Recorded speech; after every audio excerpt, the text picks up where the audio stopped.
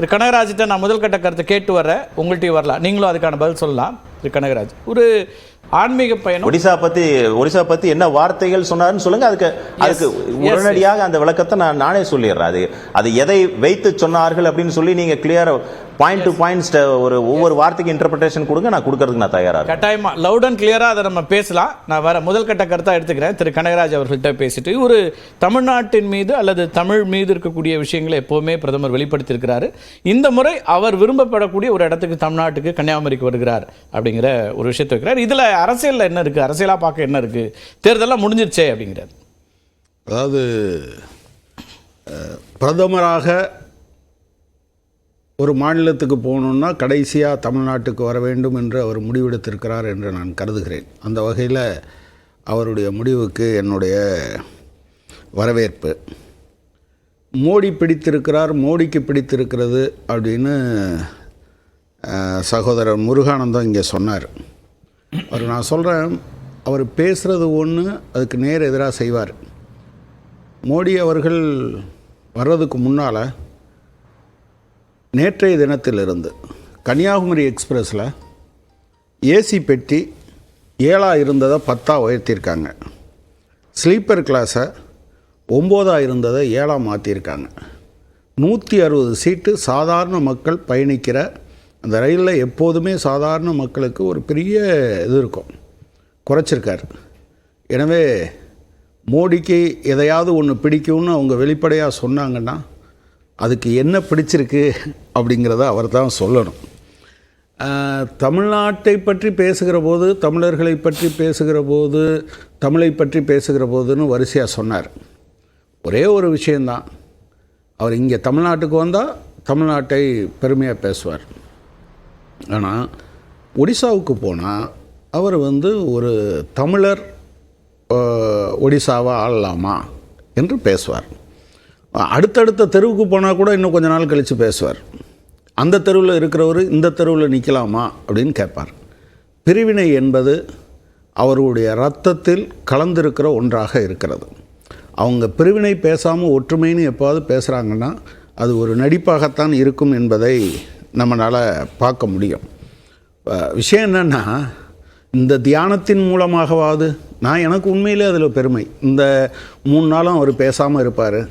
இந்திய மக்களிடம் ஒரு வெறுப்பு என்கிற விஷத்தை பரப்பாமல் ஒரு 3 நாள் அவர் இருக்கப் போகிறார் என்பதை நினைப்பதற்கு எனக்கு மகிழ்ச்சியாக இருக்கிறது. இப்படி தியானத்தை அவர் தொடர்ச்சியாக பண்ணார் அப்படின்னு சொன்னால் இந்தியாவுக்கு ஒரு மிகப்பெரிய பெயராக இருக்கும் என்று தான் நான் நினைக்கிறேன். மற்றபடி வாயை திறந்தாலே ஒரு வெறுப்பு பேச்சை இந்தியா. கன்னியாகுமரி அவங்க என்ன சொல்கிறாங்கன்னா, கன்னியாகுமரி ரொம்ப முக்கியமான ஒரு இடம், விவேகானந்தர் தியானம் இருந்த இடம். அவர் த விஷன் ஆஃப் பாரத் மாதா அப்படின்றது அங்கிருந்து தான் அவர் கிடைச்சது. அந்த இடத்தில் ஒரு தியானத்தை மேற்கொள்ள வேண்டும் அப்படிங்கிற எண்ணத்தோட தமிழ்நாட்டுக்கு வருகிறார், கன்னியாகுமரியில் இருக்கிறார் அப்படிங்கிற ஒரு பாசிட்டிவ் நோட்டில் அதை சொல்கிறாங்க. அவங்க எல்லாத்தையுமே பாசிட்டிவ் நோட்டில் தான் சொல்லுவாங்க. பட் அவங்களுடைய செயல் எல்லாமே நெகட்டிவாக இருக்குங்கிறத இந்தியா பார்த்துக்கிட்டே இருக்குல்ல. நீங்கள் என்னைக்காவது விவேகானந்தரை இது இழிவுபடுத்துறதுங்க, அப்படி கம்பேர் பண்ணியே நீங்கள் பேசக்கூடாது. ஏன் விவேகானந்தரை இவரோட நீங்கள் ஒப்பிடுறீங்க? 2 பேரும் ஒரே மாதிரி இருந்தாங்கன்னா 2 பேருக்கும் ஒரு ரிசம்பிளன்ஸ்ன்னு சொல்லுவீங்களா? அவர் என்னைக்காவது வேறு மதங்களை பற்றி தவறாக பேசி இருக்கிறாருன்னு உங்களால் ஒரு வார்த்தை சொல்ல முடியுமா? இவர் எப்படி பேசினாருன்னு நீங்கள் பாருங்கள். ரெண்டையும் ஒன்றா எப்படி சொல்கிறீங்க? நீங்கள் விவேகானந்தர் இவரோட கம்பேர் பண்ணுறதன் மூலம் விவேகானந்தரை ரொம்ப படுபாதாளத்துக்கு நீங்கள் கொண்டு போகிறீங்கன்னு நான் சொல்கிறேன். அவங்க சொல்கிறாங்கன்னா நீங்கள் திரும்ப கூட சொல்லாதீங்க. அது ரொம்ப அது அவரை இழிவுபடுத்தும். ஒப்பிடவே இல்லையா? அவருடைய பாதையில், அவருடைய பயணித்த வழியில் இவர் பயணிக்கிறார் அப்படின்னு தானே சொல்கிறாங்க. ஒப்பீடுன்னு எங்கே என்ன? அவருடைய அதைத்தான் சொல்கிறேன். பயணிப்பதுன்னா என்ன? அவர் போன வழியெல்லாம் நடந்தே போகிறதா? இவர் உங்களுக்கு விவேகானந்தர் மீது ஒரு மரியாதை இருந்துன்னா உங்கள் தலைவர்களை கொண்டு போய் தியானம் பண்ண சொல்லுங்க. அது எங்களுக்கு எந்த குறையும் கிடையாது. உங்களுக்கு அவ்வளவு விவேகானந்தர் மேலே மரியாதை இருந்ததுன்னா ஏதாவது ஒரு காட்சியை காமிச்சிருங்க. விவேகானந்தரை பற்றி போய் ஏதாவது தியானம் பண்ணியிருக்கிறீங்களா? நாங்கள் தியானமும் பண்ண மாட்டோம், வெறுப்பு பேச்சும் பேச மாட்டோம். ரெண்டும் நாங்கள் பண்ணுறதில்ல. நீங்கள் தியானம் பண்ணுறங்கிற பேரில், அதாவது பெருமாள் கோயிலை இடிக்கிறதுக்காகவே ராமாயணம் படிக்கிறவங்க நீங்கள் தமிழில் ஒரு சொலவடை உண்டு இல்லை, படிக்கிறது ராமாயணம். ஆட்சியில் தான் சார் நூற்றுக்கணக்கான கோயில்களை தமிழ்நாட்டில் இடிச்சிருக்கிறீங்க. அதெல்லாம் நீங்க ஒரு இடம் சொல்லுங்க, பெருமையா சொல்லுங்க. நீ அடுத்த பேட்டியில சொல்லுங்க. இல்லை, ஒரு நிமிஷம். நீங்கள் குறுக்க திருவண்ணாமலையில் கோவையில ஒரு நிமிஷம் சிவன் சொத்து குலநாசம்னு சொல்லுவாங்க. திருவண்ணாமலையில் 50 கோடி ரூபா சொத்தை, கோயில் சொத்தை பிடிங்கி வச்சிருந்தது யார்? அதுக்கு பேர் என்னதுன்னு கேட்குறேன் நான். எங்களுக்கு சாமி மேலே பயம் இல்லை. தமிழ்நாட்டில் எத்தனாயிரம் கோயில்கள் இருக்குன்னு உங்களுக்கு தெரியுங்களா? முதல் கோயிலை பத்தி பேச எத்தனாயிரம் கோயில்கள் இருக்குன்னு சொல்லிருங்க பார்க்கலாம். நாங்க என்ன சார்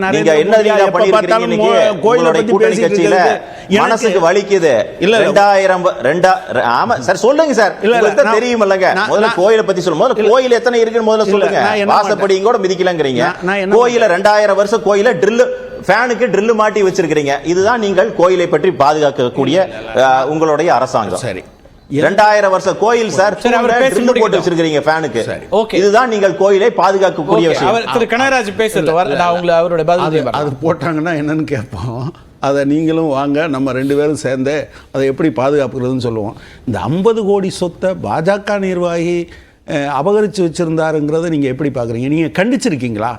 எங்கள் கட்சி ஆட்கள் இப்படி பண்ணது தப்பு அப்படின்னு. கீழ்பாக்கில் மெயின் ரோட்டில் இந்து மகாசபான்னு போட்டு நீங்கள் காஞ்சி கோயிலுக்கு சொந்தமான இடத்த ஆக்கிரமித்து வச்சுருந்தாங்க. அதை பற்றி என்னைக்காவது பேசியிருக்கீங்களா? இதே போல் கடலூர் மாவட்டத்தில் 100 கோடி ரூபாய் சொத்தை பூரா கோயம்புத்தூர்ல கம்யூனிஸ்ட்காரங்க தான் பூரா ரோட்டை ஆக்கிரமிப்பு பண்ணி வச்சிருக்காங்க. வரீங்களா? நான் காமிக்கிறேன். ஐயப்பன் கோயிலுக்கு முன்னால பாருங்க. அத்தனை பேர் உங்க தோழர்கள் தான் ஆக்கிரமிச்சு வச்சிருக்காங்க. ஒரு இடம் இப்படி ஜெனரலா சொல்லக்கூடாது. ஒரு இடம் நான் சொல்றேன். கோயம்புத்தூருக்கு ரோட்டுக்கு முன்னாடி சார், அதான் ஐயப்பா டிராவல்ஸ் எல்லா சாமி பேரையும் போட்டு உங்க தோழர்கள் தான் ஆக்கிரமிச்சு வச்சிருக்காங்க. பாருங்க எந்த தோழர் வச்சிருக்காரு.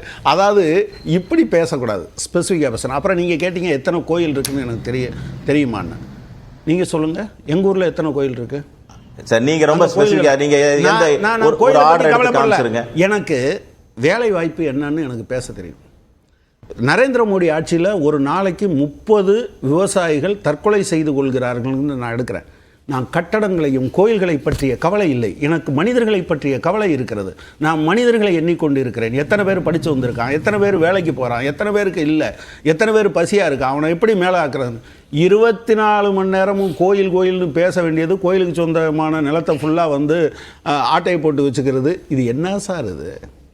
நீங்க கோயில் எத்தனைன்னு என்கிட்ட கணக்கு கேட்குறீங்க. எனக்கு கோயில் தெரிஞ்சிருக்கவே வேண்டாம் சார். நான் மனிதர்களை நேசிக்கிறேன். மனிதர்களை கூட்டணி கட்சி இருக்கலங்க. என்னை பொறுத்தளவு திராவிட முன்னேற்ற கழகம், அப்படியே அந்த திராவிட முன்னேற்ற கழகமும் அறிவாலய மக்களை பார்த்து நீங்க கேட்கணும். இந்த கேள்விகள் எல்லாம் ஏன் கேட்கணும்? ஆட்சிக்கு முன்னால 511 வாக்குறுதிகள் கொடுத்தீர்கள். அதெல்லாம் என்ன? படிப்படியாக குறைப்போம்னு சொன்னாங்க. அதிகமாக விதைவைகள் இருக்கக்கூடிய மாநிலம் சொன்னாங்க. பதாகைகளை பிடிச்சு டாஸ்மார்க் மூடுவாங்க. அப்படியே நீங்க இன்னும் திமுகவினுடைய பிரதிநிதி இருக்கார், அவரை பார்த்து அப்படியே திரும்பி நீங்க கேளுங்க. டாஸ்மார்க்க மூடிட்டு ஏதோ ஒரு போராட்டம் பண்ணி இருக்கிறீங்களா ஐயா? சரி பேசுவோம். நம்ம ஏதோ ஒரு போராட்டம் டாஸ்மார்க் போராட்டம் பண்ணி இருக்கிறீங்களா? ரைட் வர